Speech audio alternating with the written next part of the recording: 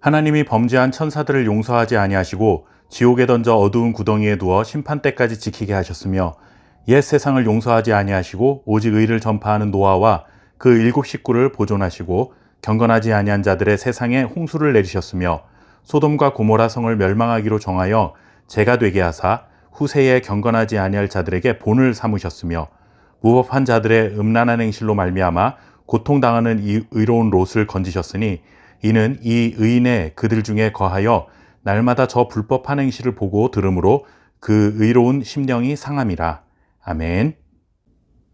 신앙생활을 하면서 갖게 되는 여러 가지 고민들 중에 해결하기 가장 어려운 고민 중에 하나는 불의한 자들이 승승장구하는 것을 왜 하나님께서 심판하지 않으시는 것일까 하는 고민일 것입니다.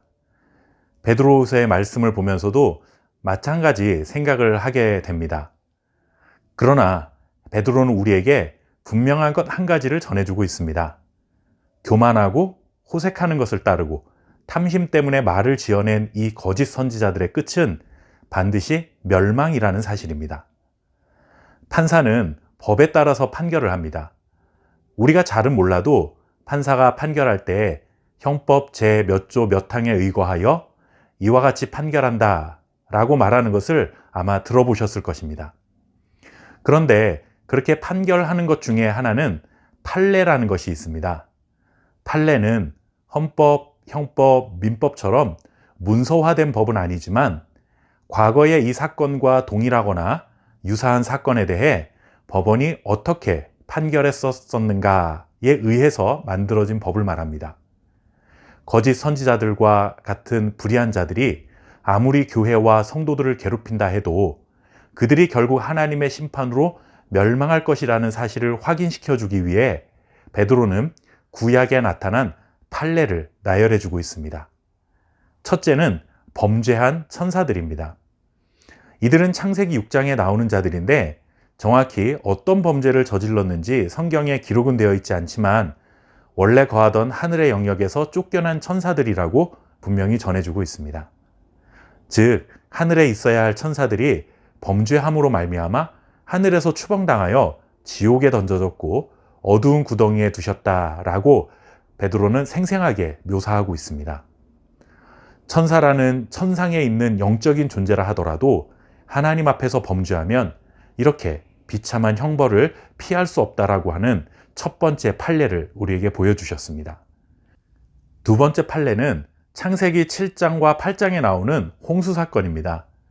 노아가 하나님의 명령을 받고 오랜 시간 방주를 만들며 대홍수를 준비했는데 이때 사람들은 노아를 비웃었습니다. 속된 말로 미친놈 취급을 했을 것입니다.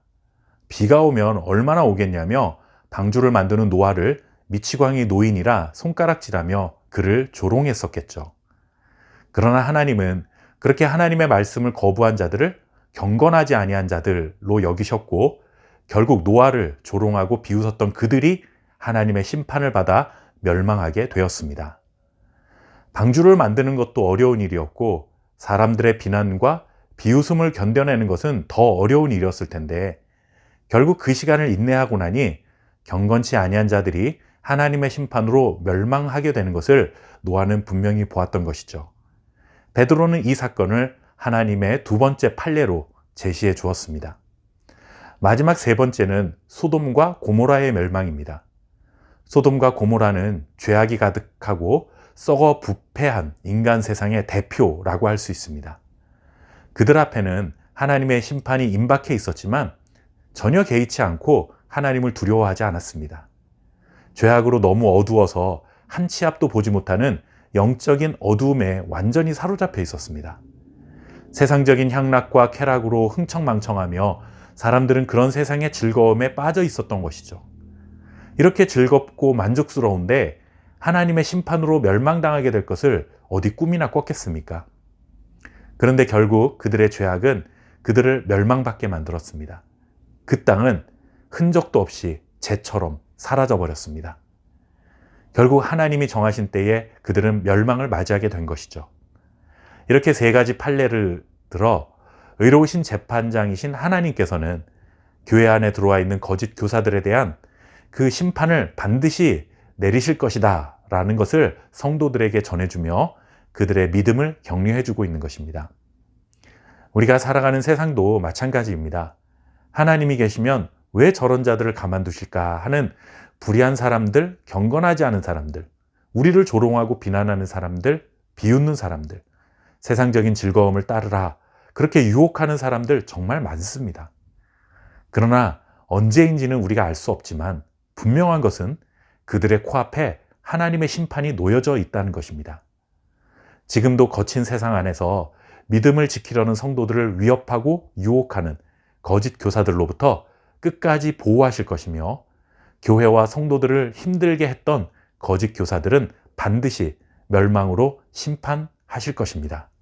세상의 유혹과 핍박 안에서도 하나님 나라에 합당한 하나님의 성품을 이루어갈 수 있는 저와 여러분 될 수 있기를 바랍니다.